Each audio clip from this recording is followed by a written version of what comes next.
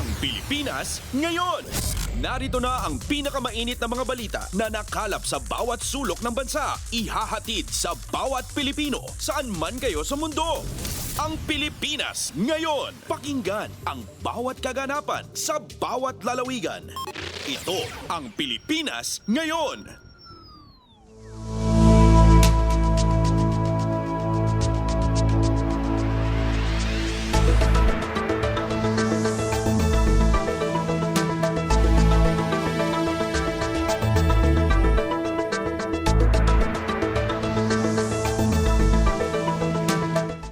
Magandang araw po sa ating mga tagapakinig. Welcome po muli sa ating programang Ang Pilipinas Ngayon. Napapakinggan po ninyo saan mang bahagi ng mundo sa pamamagitan ng ating himpilang Radyo Pilipinas World Service ng Presidential Broadcast Service.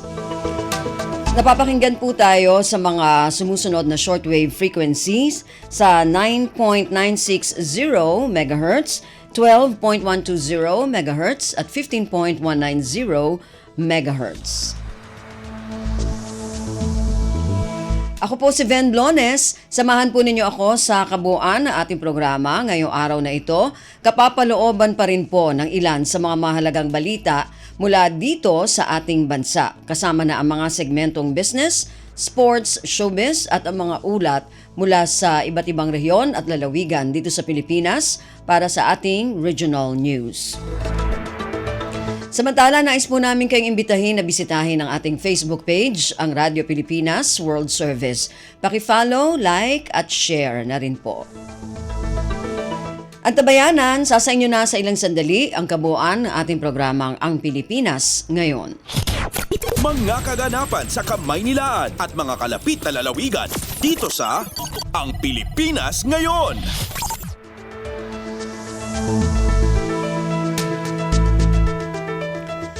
Sa ating mga balita, nagbigay ng pahayag si Pangulong Ferdinand Romualdez Marcos Jr. kaugnay sa pagkakahuli ng mga awtoridad sa Jakarta, Indonesia kay dating Bamban Tarlac Mayor Alice Guo na kilala rin bilang si Gu Waping. Narito po ang naging kabuuang pahayag ng ating Pangulo kaugnay sa pagkakahuli kay Guo. Mga minamahal kong kababayan, on or about 1 o'clock a.m., 4 September, Alice Guo, also known as Guo Waping, was arrested in Tangerang City, Jakarta, Indonesia.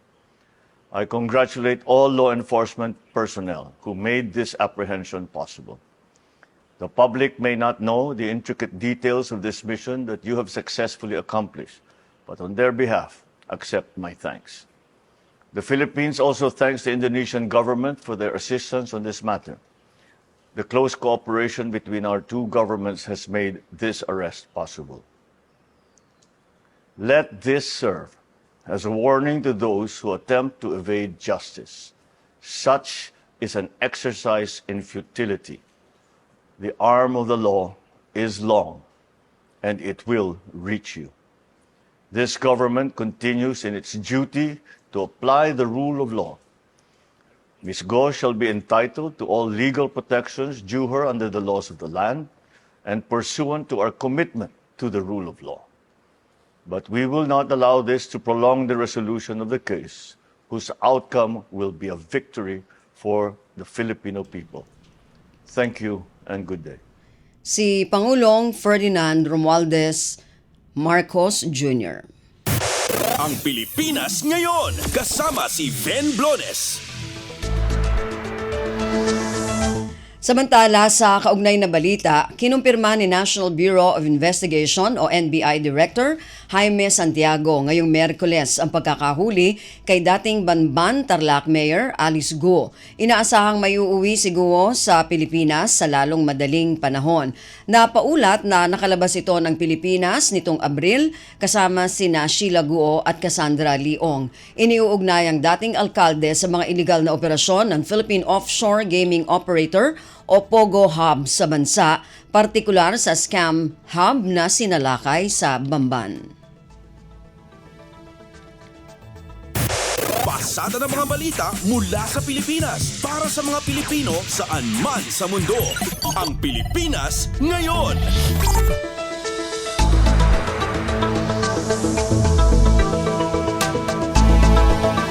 Samantala, kaugnay naman sa Bagyong Enteng, inatasan ni Pangulong Ferdinand Romualdez Marcos Jr.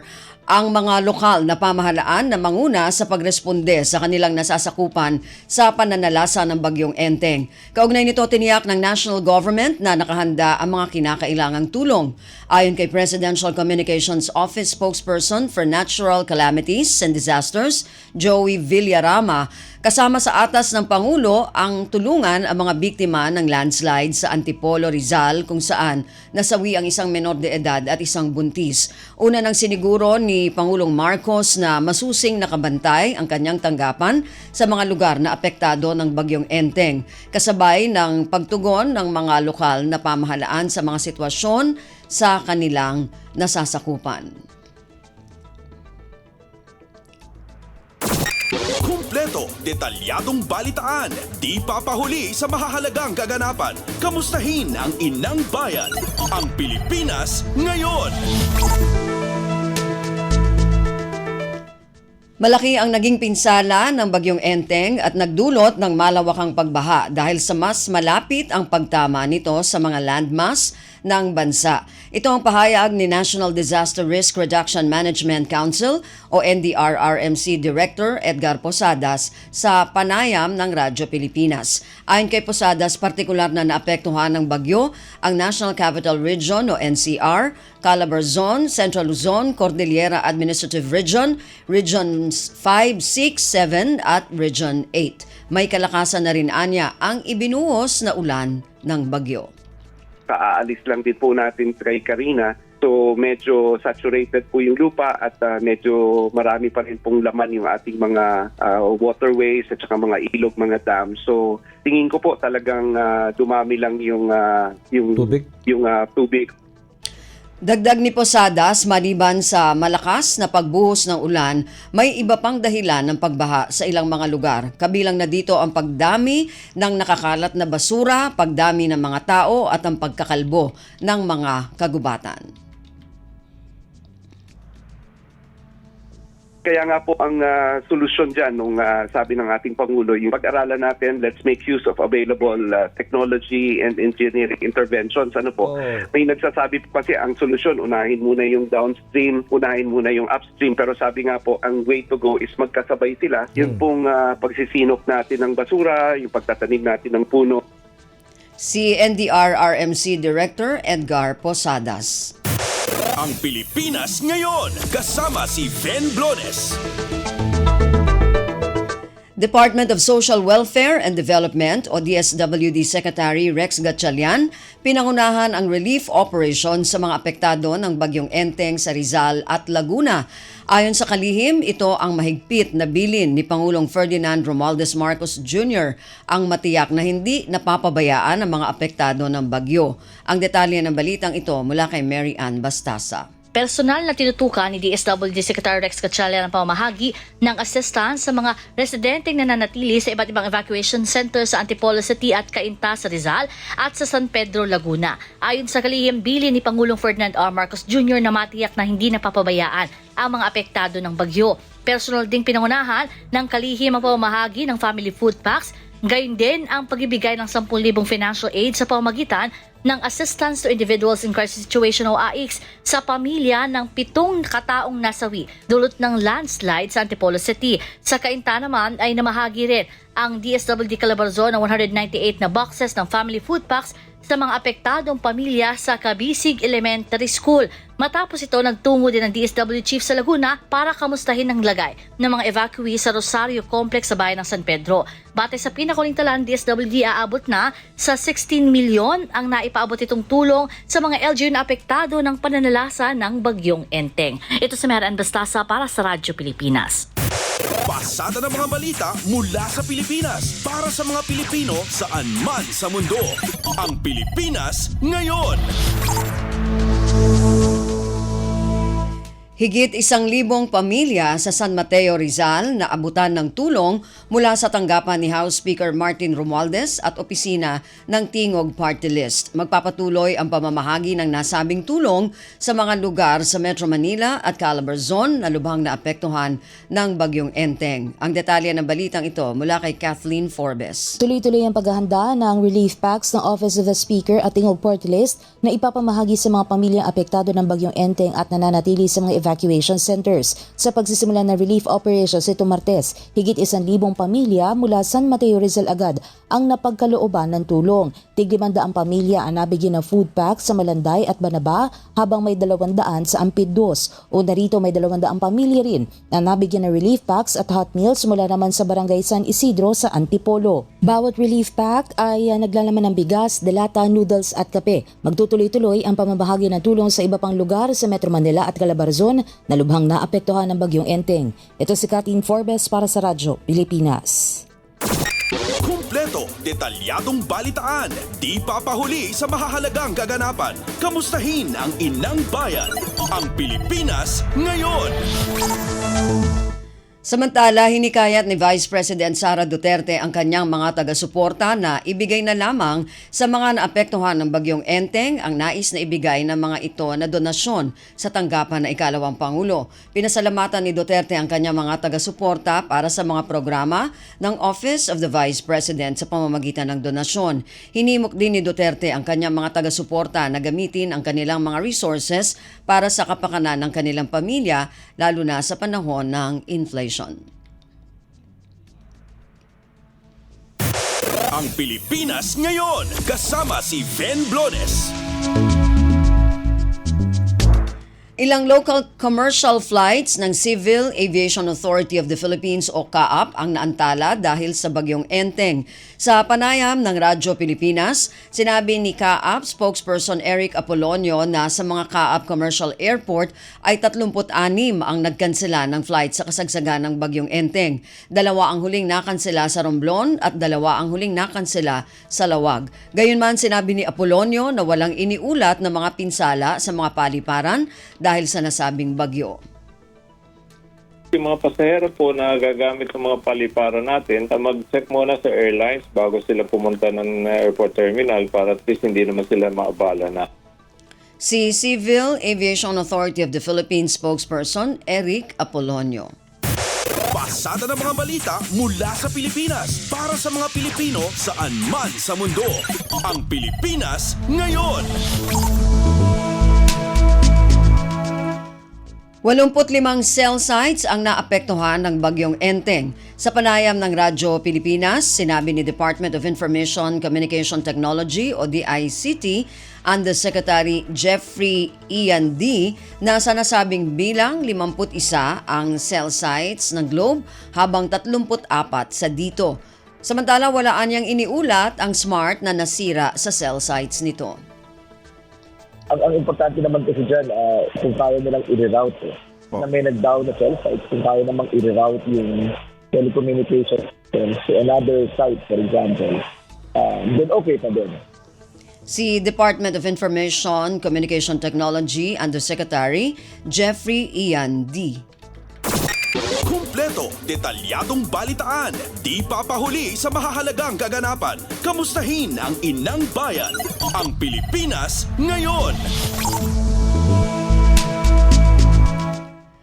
Panukalang batas para sa Philippine Offshore Gaming Operator o POGO ban gagawing prioridad ng Senado. Una nang nagmungkahi si Senadora Risa Ontiveros ng ilang pag-amyenda, ngunit sa halip sinabi ni Senate Committee on Ways and Means Chairman Senador Sherwin Gatchalian na isusulong niya ang isang hiwalay na panukalang batas para sa POGO ban at repeal sa Republic Act 11590 na nagpapataw ng buwis sa mga POGO. Ang detalye ng balitang ito mula kay Nympha Asuncion. Ipaprioridad ng Senado ang panukalang batas na layong ganap ng ipagbawal sa bansa ang mga Philippine Offshore Gaming Operator o POGO at ang pagpapawalang bisa sa batas na bumuo ng tax regime para sa naturang industriya. Sa period of amendments ng Create More Bill, minungkahi ni Senadora Rizzo Ontiveros na maisama sa probisyon ng panukala ang Pogo 1. Pero sa halip na tanggapin ang mungkahing ito, sinabi ni Senate Committee on Ways and Means Chairman Senador Sherwin Gatchalian na isusulong niya ang isang hiwalay na panukalang batas para sa Pogo 1 at repeal sa Republic Act 11590, ang batas na nagpataw ng buwis sa mga Pogo. Ayon kay Gatchalian, kinonsulta niya si Senate President Chis Escudero tungkol dito at pinangako ng Senate leader na ipaprioridad ito ng mataas na kapulungan oras na makarating sa plenaryo ng Senado ang committee report ng panukala. Bagay na kinumpirma naman ni SP Escudero. Target ng Ways and Means Committee ni Gatchalian na makapagpaikot na ng committee report tungkol sa Pogo Ban Bill sa susunod na 2 linggo. Ito si Nympha Asuncion para sa Radyo Pilipinas. Ang Pilipinas ngayon, kasama si Ben Blones. Philippine National Police o PNP tiniyak ang seguridad ni Kingdom of Jesus Christ o KOJC Pastor Apollo Kibuloy sakaling sumuko ito. Ito ang pahayag ni PNP Public Information Office Chief Police Colonel Jean Fajardo at sinabing ang pagtiyak ay mula mismo kay PNP Chief Police General Romel Francisco Marbil. Ang detalye ng balitang ito mula kay Leo Sarne. Tiniyak ng Philippine National Police ang kanilang kahandaang pagkalooban ng seguridad si Pastor Apollo Kibuloy kung siya ay susuko. Ito ang inihayag ni PNP Public Information Office Chief Police Colonel Jean Fajardo kasabay ng pagsabi ng pagtiyak ay galing mismo kay PNP Chief Police General Romel Francisco Marbil. Gayunman sinabi ni Fajardo na walang nakikita ang PNP na banta sa buhay ng pastor. Apela naman ng PNP sa mga tagasunod ni Kibuloy na tumulong sa pagkumbinsi sa kanilang leader na sumuko na. Una nang inihayag ng abogado ng Kingdom of Jesus Christ o KOJC na si Attorney Israelito Torreon na nangangamba si Kibuloy na dadamputin siya ng mga Amerikano para panagutin sa kinakarap niyang hiwalay na kaso sa Estados Unidos kung siya ay susuko. Mula sa PNP, ito si Leo Sarne para sa Radyo Pilipinas. Pasada ng mga balita mula sa Pilipinas para sa mga Pilipino saan man sa mundo. Ang Pilipinas ngayon.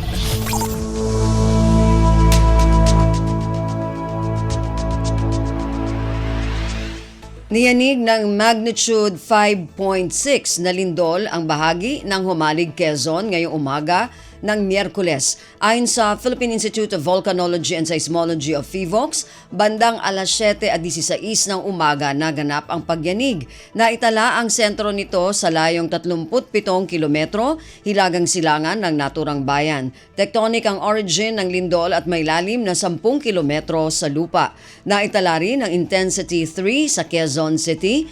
Wala namang inaasahang pinsala, bagamat posible ang aftershocks kasunod ng pagyanig. Ang Pilipinas ngayon, kasama si Ben Blones.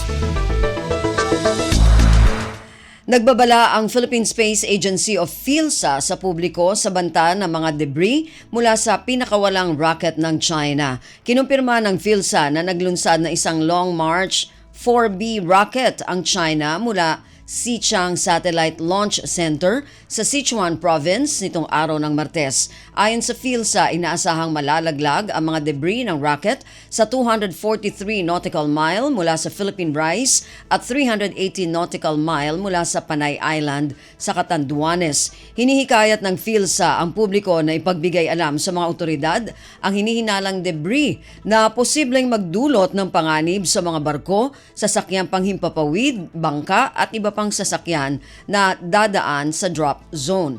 Tinukoy ang drop zone sa layong 38 nautical miles mula sa Burgos, Ilocos Norte at 66 na nautical miles mula sa Santa Ana, Cagayan. Kumpleto, detalyadong balitaan, di papahuli sa mahahalagang kaganapan. Kamustahin ang inang bayan, ang Pilipinas ngayon.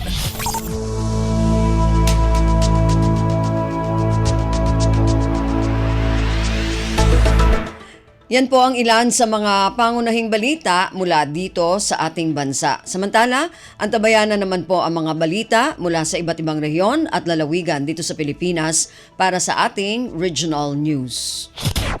Balita mula sa lalawigan sa bawat rehiyon ng ating bayan. Dito sa Ang Pilipinas Ngayon.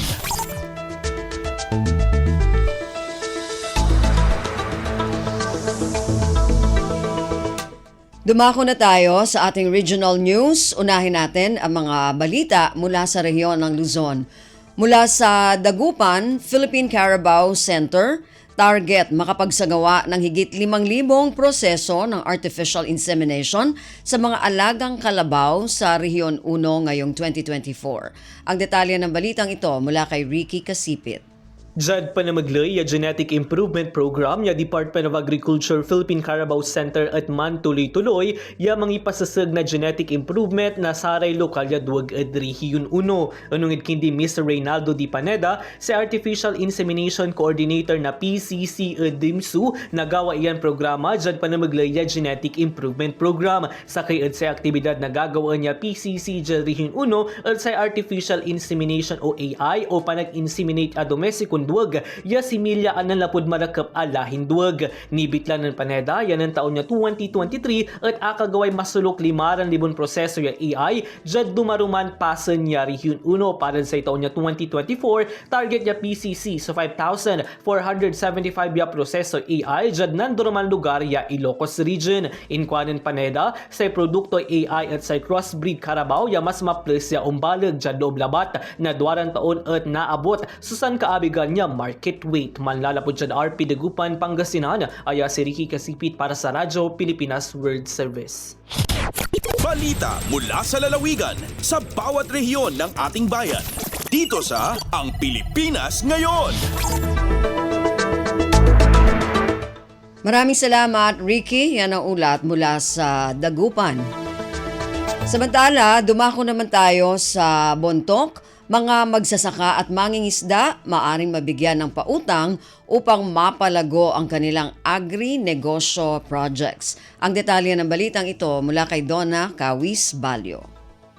Babaan iti Agri-Negosyo Program ti Agricultural Credit Policy Council wenno ACPC ti Department of Agriculture mabalin ang makautang dagiti individual, small farmers and fisher folk wenno SFF, micro and small enterprises wenno MSE ken farmer and fisher folk organization manipod kadagiti partner lending conduit da. Sigon ken ni ACPC Benguet Focal Person Marshall Lloyd Bayangan dagiti individual nga mannalon ken mangalap ket rumbeng arhistrado iti registry system for basic sectors in agriculture tapno makabulod da ingana iti 3,000 a piso. Kabayatan na dagiti MSE ken kooperatiba ti mangalap ken mannalon ket mabalindamet nga makabulod aginggat 15 million pesos depende iti asset da. Mabalinda abayadan daytoy iti lasod ti 5 tawen depende iti panag-apit da. Tibuludan da a kwarta ket rumbeng mausar para iti agri-fishery production. Narpos na Bontoc, Donna Kawisbalyo para sa Radyo Pilipinas World Service. Balita mula sa lalawigan sa bawat rehiyon ng ating bayan. Dito sa Ang Pilipinas Ngayon. Maraming salamat, Donna. Yan ang ulat mula sa Bontoc. Samantala, dumako naman tayo sa Lucena. Underwater Search, Rescue and Retrieval Operation o SAR sa isang babae na tinangay ng malakas na agos sa Calaca, Batangas, mas pinaigting. Ang detalye ng balitang ito mula kay May Formaran. Pinaigting ang Underwater Search, Rescue and Retrieval Operation o SAR ng PCG sa isang babaeng tinangay ng malakas na agos sa ilog sa Calaca, Batangas dulot ng bagyong Enteng Kamakalawa. Ayon sa ulat ng PCG Batangas, ang 34 na anyos na biktima at residente ng Balayan, Batangas ay nanunuluyan sa Calaca para sa nakaschedule na hospital check-up. Napansin ang kasama ng biktima na malakas ang agos sa ilog kaya't nagpa siya ang mga ito na hintaying humupa bago tumawid. Bigla namang tumakbo ang biktima patungo sa ilog para tumawid hanggang sa tinangay na ito ng malakas na agos. Dineploy agad ng PCG ang CGSS Balayan kasama ang PNP staff, PNP Maritime sa Nasugbo at ang Special Operations Unit ng PCG Southern Tagalog. Mula sa lungsod ng Lucena, ito si May Formaran, Radyo Pilipinas. Balita mula sa lalawigan sa bawat rehiyon ng ating bayan. Dito sa Ang Pilipinas Ngayon.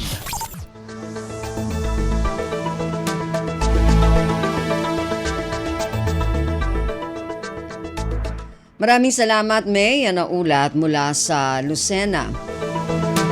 Samantala, dumako naman tayo sa Palawan. Third State of the Province Address ng Gobernador ng Palawan isinagawa. Pagmimina, isa sa tinalakay. Ang detalye ng balitang ito mula kay Miriam Basig.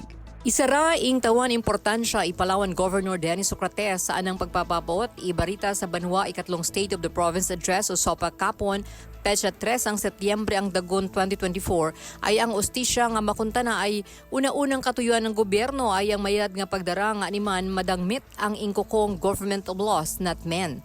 Ing sambit da ang punong matas kung ayamo ing babawal ang layang pagresibe ang isang opisyal isol, jaman ay SOP, komisyon o ibang pagtawag alin sa anumang transaksyon nga anang ing sasangkutan bilang opisyal. Parte ra ang SOPA ang pangabay i Gobernador Socrates sa konseho ang probinsya nga magpasari ordinansa nga magapatadeng sa mga bagong operasyon ng pagmimina sa Palawan nga makunta na base sa deklarasyon ni ang Palawan Stakeholders Congress on Mining and Environment 2024. Bagandan kuno kaministeran ang mga eksperto para makita ang ingrarangga ang pagmimina sa atang kalikasan tenged akikita ang kataman ang pagkadistroso ang kabubukidan ig kakauyan sa probinsya. Ingko ng gobernador nga ing titingwang tanan ang pagprogreso dan lamang dapat ay mabuhay nga mga pagpagi nga katatabang sa pagtaas ng parangabuyan ang mga tao.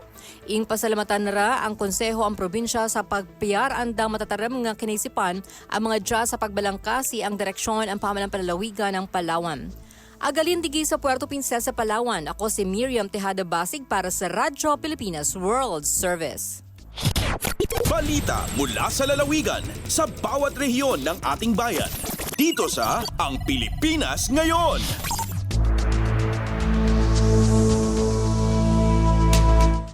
Maraming salamat sa ating kasama na si Miriam mula dyan sa Palawan. Yan po ang kabuuan na ulat mula sa rehiyon ng Luzon.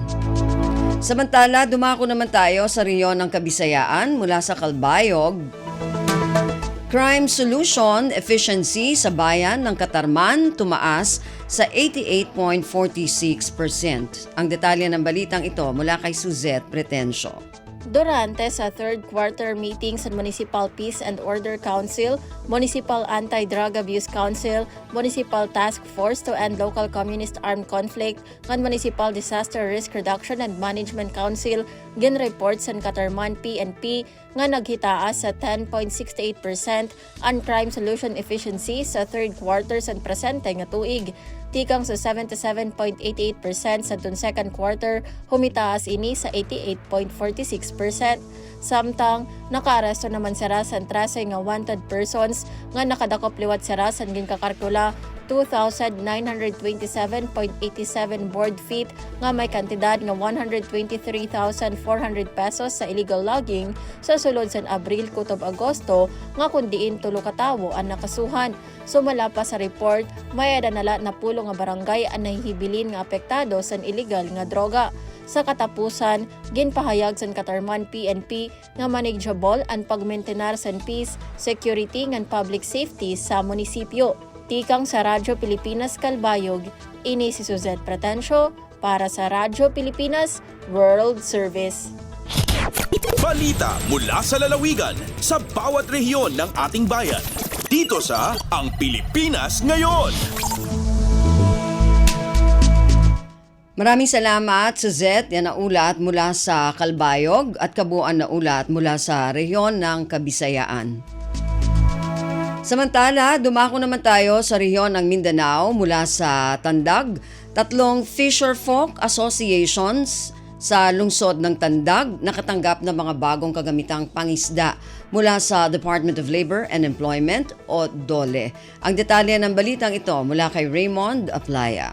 Tulog ang mga Fisherfolk Associations dinhi sa syudad sa Tandag ang nakadawat og mga bagong gamit alang sa pagpangisda o fishing gears gikan sa Department of Labor and Employment o DOLE. Kini human gipaygayon ang ceremonial turnover sa DOLE Fishing Gear Projects alang sa mga benepisyaryo. Gipangunahan ang mga aktibidad ni City Mayor Roxanne Pimentel kauban sila Jusilan Doa Panyares gikan sa DOLE Surigao del Sur ug City Agriculturist Von Falcon. Nasayran nga ang tulog ang mga Fisherfolk Associations ning syudad nga nakadawat sa mga fishing gears Gears ang ginangkuban sa Nagpasaka Association nga dunay 86 ka mga miyembro, San Jose Fisherfolk Association nga dunay 31 ka mga miyembro ug Rosario Fisherfolk Association nga dunay 21 ka mga miyembro. Subay niini gipaygayon ang maong ceremonial turnover sa Barangay Bungtod Covered Court sakop ning syudad sa Tandag. Gikan sa Radyo Pilipinas Tandag, kini sa Raymond Aplaya alang sa Radyo Pilipinas sa World Service.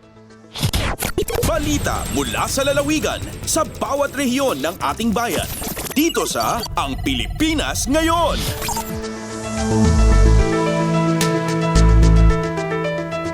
Maraming salamat, Raymond. Yan ang ulat mula sa Tandag at kabuuan na ulat. O hindi pa, may mga ulat pa tayo mula sa Hulo. 4.5 milyong pisong halaga ng proyekto mula sa Transitional Development Impact Fund o TDIF ni MP Susana Anayatin sa Mindanao State University, Sulu, pinasinayaan nitong Martes. Ang detalye ng balitang ito mula kay Fatma Gino. Piyaon sina kahapon pitsa 2 sina bulan September in inauguration iban ribbon cutting ceremony sina project habawaan ni MP Dr. Susana Salvador Anayatin, sina Bangsamoro Transition Authority, sina Bangsamoro Autonomous Region in Muslim Mindanao at Bitay Barm, Mindanao State University, Sulu. Kapag pangasubukan MP Anayatin, mamuting ini pa 4.5 milyon pilag inhalaga sina project habawaan sina 2023 Transitional Development Impact Fund at TDIF ini. Baran ini hagdiran ni MP Anayatin inasabot pakaradyaan ang adunay ning kayo ng mga opisyal sina Barma. Samantara, pag sarang sukul sabihan in Tiukbal, ni Professor Nagder J. Abdurrahman, amin Chancellor sina MSU Sulu kan MP Anayatin, iban simpamarinta abang sa Moro, apag-uhanan ni Chief Minister Ahud Balawag Ibrahim apagpatindog sinasabot gimayan. Law niya yung bago facility ni amin pa kayo nila bilang Hambok Research Center. Haso pa yung mapalawak in research amin maksud makatamang apagpasambo siningat panghati si mga kabataan. Labiaw laming mahinangda na pagpasambo simbinaybayan, mabot na pahula Pilipinas. Dahil nga RP Holo, inifat mga Diligino para sa Radyo Pilipinas World Service. Balita mula sa lalawigan sa bawat rehiyon ng ating bayan. Dito sa Ang Pilipinas Ngayon.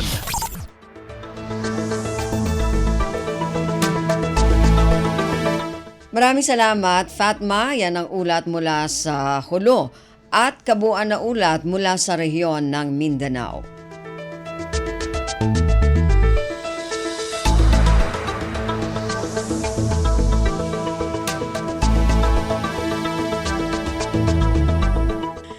Yan po ang ating regional news para sa araw na ito. Kalipunan ng mga balita mula sa iba't ibang rehiyon at lalawigan dito sa Pilipinas. Samantala, antabayan na naman po ang ating mga segmentong business, sports at showbiz.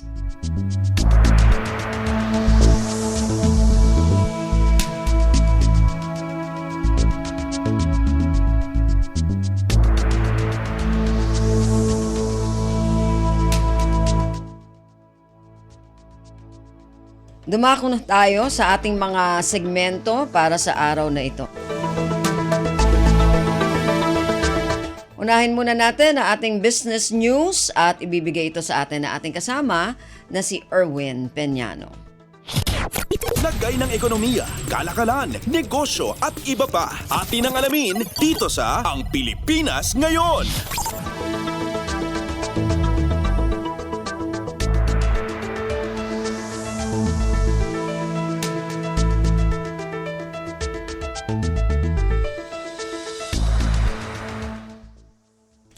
Magandang araw, narito na ang mga nangungunang balita sa larangan ng pagnenegosyo at kalakalan. Naniniwala ang isang ekonomista na bumagal ang inflation o presyo ng mga produkto at serbisyo noong Agosto pasok sa target range ng pamahalaan.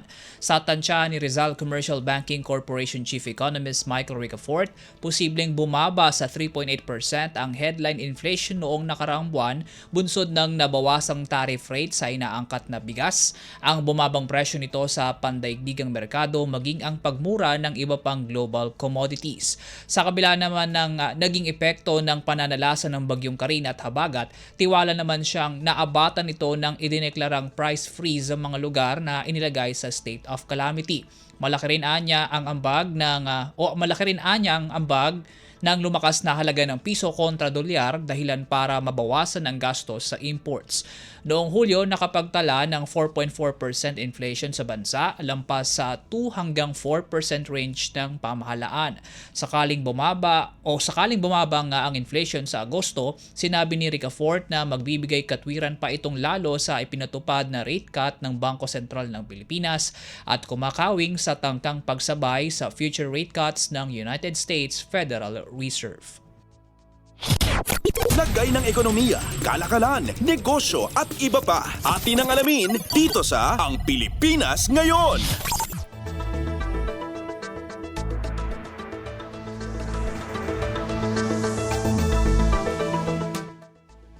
Sa iba pang balita, aabot sa humigit 1 bilyong piso ang halaga ng 2 bagong eco-zones sa bansa.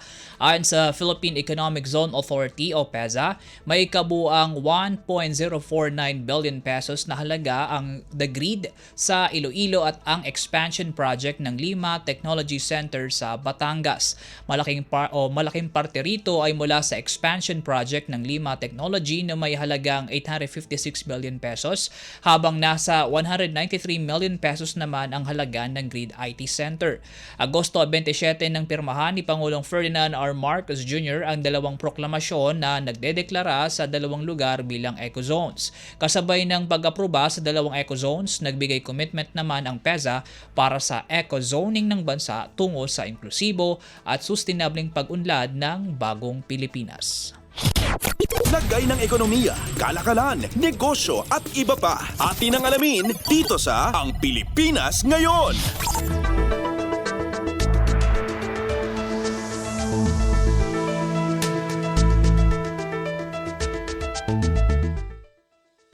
Lumilikha na ng mga panuntunan ang Department of Energy o DOE para sa konstruksyon ng mga electric vehicle o EV infrastructure sa mga gasoline station sa bansa.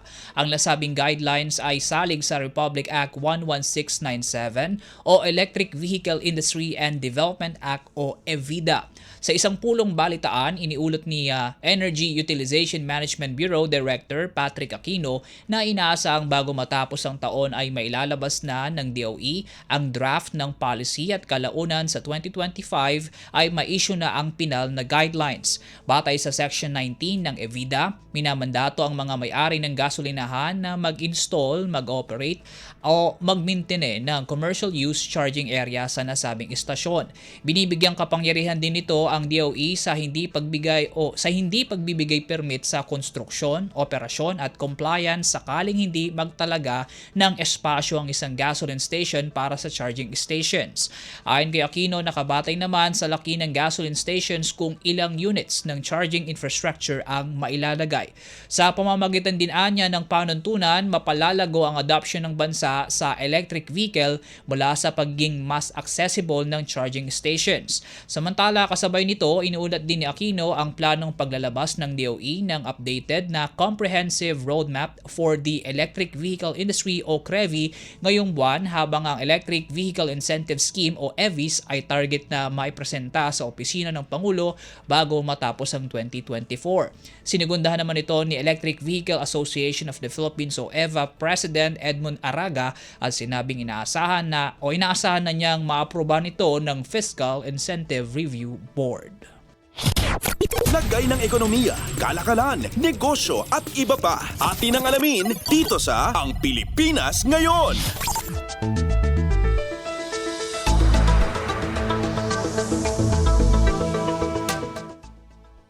At yan po mga nangungunang balita sa larangan ng pagninegosyo at kalakalan. Para sa Radyo Pilipinas World Service, ako po muli si Win Peñano. Maasensong araw po sa ating lahat.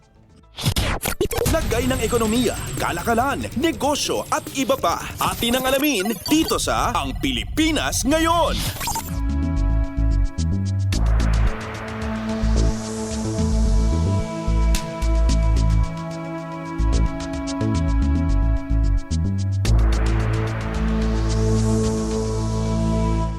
Maraming salamat, Erwin. Yan ang ating balitang negosyo. Samantala, para sa ating balitang pampalakasan, narito naman si Leo Magpayo. Updates at pinakahuling mga usapin sa mundo ng palakasan. Atin ang pakinggan dito sa Ang Pilipinas Ngayon. Magandang araw. Narito na po ang sports balita. Official nang inanunsyo na dedepensahan ni Melvin Gringo Jerusalem, isa sa dalawang reigning boxing world champions na Pilipinas, ang kanyang titulo na gaganapin sa Mandaluyong City College sa Setyembre 22. Magsisilbing main event ang laban sa blow-by-blow fight card ni 8th Division World Champion Manny Pacquiao. Sa isang post sa social media, nagpahiwatig ang Cebu-based World Boxing Council o WBC minimum weight champion ng kanyang taus-pusong pasasalamat kay Pacquiao sa pag-promote ng kanyang title defense sa bansa. Bukod kay Jerusalem, ang bagong koronang International Boxing Federation o IBF minimum weight champion na si Pedro Taduran ang kumakatawan sa bansa sa larangan ng boxing. Makakabanggaan ni Jerusalem sa kanyang title defense si unbeaten Mexican Luis Flechita Castillo, ang mandatory challenger para sa kanyang WBC title. May record na 22 panalo, kasama na ang 12 knockouts at 3 talo ang 30 anyos na katutubong Bukidnon. Samantala, si Castillo ay nananatiling walang talo sa 21 laban na may 13 knockouts at ito ang una niyang salang sa labas ng Mexico na layunin ay makuha ang kanyang unang world title. Updates at pinakahuling mga usapin sa mundo ng palakasan. Atin ang pakinggan dito sa Ang Pilipinas Ngayon. Nakuha ni Filipina tennis star Alex Ayala nitong Martes ang kanyang unang panalo sa Abierto Zapopan tournament na kasalukuyang ginaganap sa Mexico. Sa first round, tinalo ni Ayala si Victoria Hu ng Estados Unidos sa loob ng 3 sets, 3-6, 7-6 at 6-4 para umabante sa round of 16. Dinomina ni Hu si Ayala sa first set, subalit bumawi ang 19 anyos na si Ayala sa second at third set para kunin ang panalo. Kasalukuyang ranked 153rd si Ayala sa world standings at susunod nitong makakalaban si 4th seeded Tatiana Maria ng Germany sa Webes. Updates at pinakahuling mga usapin sa mundo ng palakasan. Atin ang pakinggan dito sa Ang Pilipinas Ngayon. Sasabak ang Gilas Pilipinas Boys sa 2024 FIBA Under-18 Asia Cup nang hindi kompleto ang kanilang players pagkatapos magtamo ng injury si upcoming rising star Andy Gimao. Inanunsyo ng Samahang Basketball ng Pilipinas o SBP na ang 18 anyos na si Gimao ay nagtamo ng third metacarpal bone fracture na natamo nito sa tune-up game ng Gilas laban sa Iran. Dumating ang balita isang araw bago simulan ng youth team ang kanilang kampanya laban sa Indonesia itong Martes ng gabi na gaganapin sa Amman, Jordan. Malaking paghihinayang naman ang sinabi ni Gilas Boys Team Manager Dean Castaño dahil ginagawa nila ang lahat para manatiling malusog ang kanilang players, subalit nangyayari ito dahil ang basketball ay isang physical sport. Naging susi si Gimao sa Gilas Boys nang lampasuhin nila ang Southeast Asia Basketball Association o SEABA qualifiers. Pinangunahan ng dating Letran Squires ang koponan kung saan nakapagtala ito ng halos triple-double sa kanilang huling laban sa SEABA kontra Indonesia kung saan nakalikom ito ng 29 na puntos, 12 rebounds at 8 assists para kunin ang ticket sa FIBA Asia Cup. Dahil sa pagkawala ni Gimao, aasa ang Gilas Pilipinas Youth kina Joaquin Lodiviche, Wilhelm Cabonilas at Dre Lorenzo kasama ang mga bagong umuusbong na players na sina Kurt Velasquez, Mark Esperanza, John Carl Figueroa, Carl Manding, Jericho Santos, Luis Perez, John Medina, Mark Burgos at Charles Esteban na mamanduhan ni head coach Josh Reyes. Nasa Group D ang Pilipinas kung saan una nilang makakatapat ang Indonesia, kasunod ang host Jordan at New Zealand na parehong gaganapin sa Miyerkules. Updates at pinakahuling mga usapin sa mundo ng palakasan. Atin ang pakinggan dito sa Ang Pilipinas Ngayon. At yan ang pinakahuling balita sa larangan ng palakasan. Para sa Radyo Pilipinas World Service, ito po si Leo Magpayo. Magandang araw. Updates at pinakahuling mga usapin sa mundo ng palakasan. Atin ang pakinggan dito sa Ang Pilipinas Ngayon.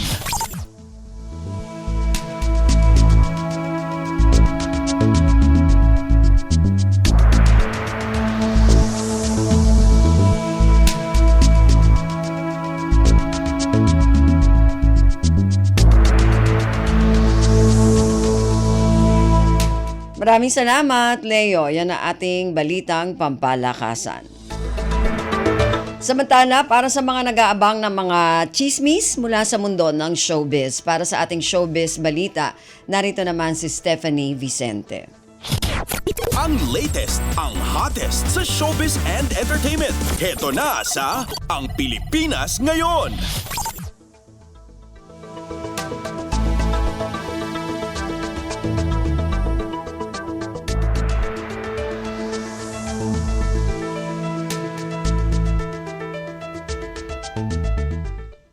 Magandang araw! Nagbabalik ang paboritong segmento ng mga chismoso at chismosa, ang segmentong Balitang Artista.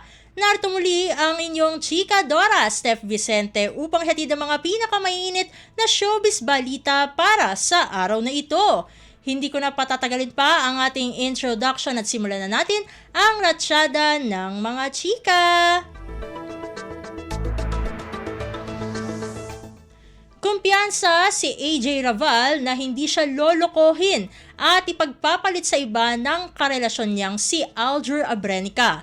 Sa panayam ni AJ sa YouTube vlog ni Julius Babaw, natanong siya sa pagkakaroon ng maraming kapatid dahil sa amang si Jeric Raval.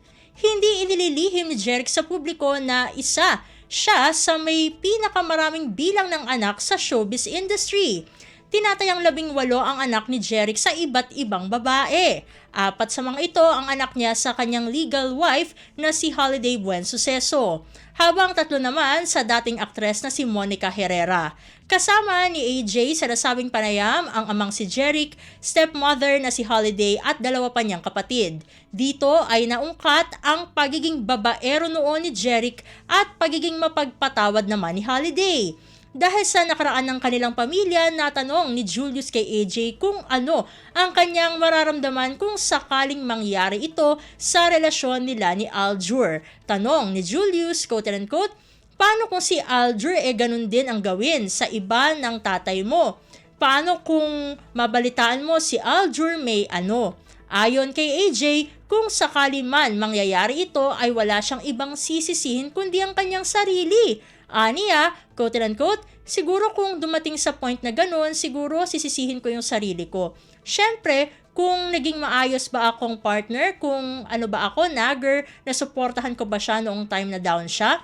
Gayunpaman, tiwala raw si AJ na hindi siya kayang saktan at ipagpalit ni Aljur dahil nakikita at nararamdaman daw niya na mahal siya nito.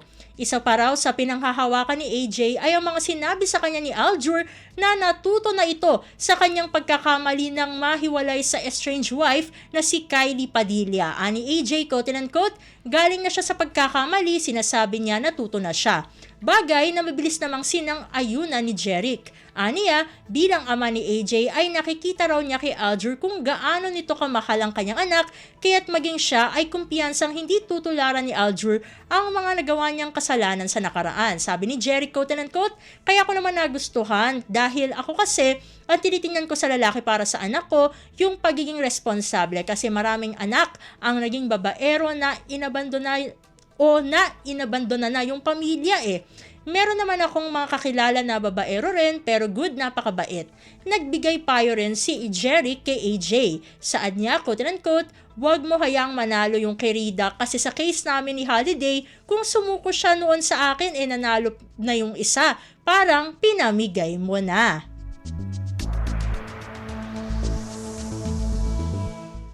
Samantala, inanunsyo naman ng beauty queen na si Victoria Velasquez Vincent na sasabak siyang muli sa pageant. Pero sa pagkakataong ito ay hindi na bilang pambato ng Pilipinas dahil isa siya sa mga kandidata sa Miss Universe New Zealand 2024 kung saan ang mananalo ang magiging kinatawan ng New Zealand sa Miss Universe 2024 sa darating na Nobyembre. Sa kanyang Instagram, nagpost si Victoria ng ilang larawan na kuha sa Day 1 ng Miss Universe New Zealand 2024 activities. Ito yung caption niya, no? Quote and unquote, "A cute little collage of two things I love, new beginnings and my drone shots of NZ scenery.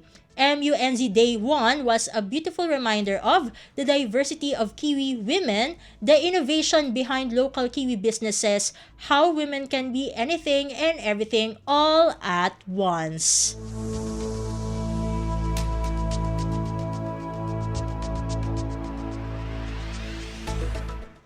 At sa pagtatapos ng ating segmento na mataang nag-iikot, sa Cebu ang baguhang aktor na si Sandro Mulak. Nasa gitna ng kontrobersya ngayon si Sandro matapos niyang isiwalat ang di umano'y sexual na panghahalay sa kanya ng dalawang GMA independent contractors na sina Jojo Nones at Richard Dode Cruz.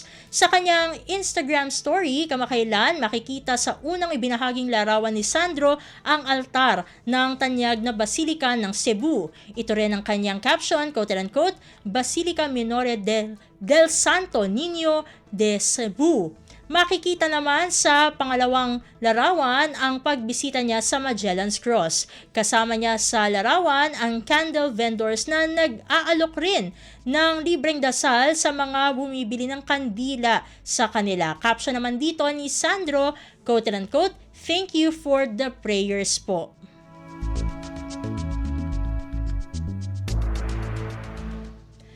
Naku, konti lang ang oras natin para sa ating segmentong Balitang Artista. Maraming salamat mga kachismis para sa inyong pakikinig sa ating segmento. Ako muli ang inyong chika, Dora Steph Vicente para sa Radyo Pilipinas World Service.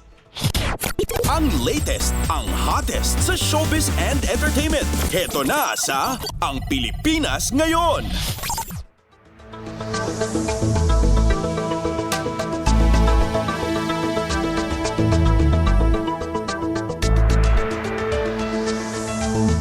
Maraming salamat, Steph. Yan ang ating showbiz balita. Narinig po ninyo ang kabuuan ng ating programa ngayong araw na ito. Bago tayo magpaalam, magpapasalamat muna tayo sa mga nakasama natin sa ating programa ngayong araw na ito. Sa ating technical side, kina Milo Jonella, Susan Naison at Anthony Pimentel. Maraming salamat din sa ating mga executive producer ngayong araw na ito, kina Jerome Toledo at Stephanie Vicente. Sa mga nakasama natin sa ating mga segmento sa ating Balitang Negosyo, kay Erwin Peñano, sa ating Balitang Pampalakasan kay Leo Magpayo, sa mga kasama natin na nag-ulat mula sa iba't ibang rehiyon at lalawigan dito sa Pilipinas, para sa ating regional news at sa ating station manager na si Mr. Ray Sampang. Hanggang sa susunod na edisyon na ating programang Ang Pilipinas Ngayon, ako pong muli si Ven Blones. Maraming salamat po at mabuhay po tayong mga Pilipino. At yan ang Pilipinas Ngayon. Muling samahan si Ven Blones sa parehong oras at alamin ang pinakahuling mga kaganapan at balita saan man kayo naroon. Ang Pilipinas Ngayon.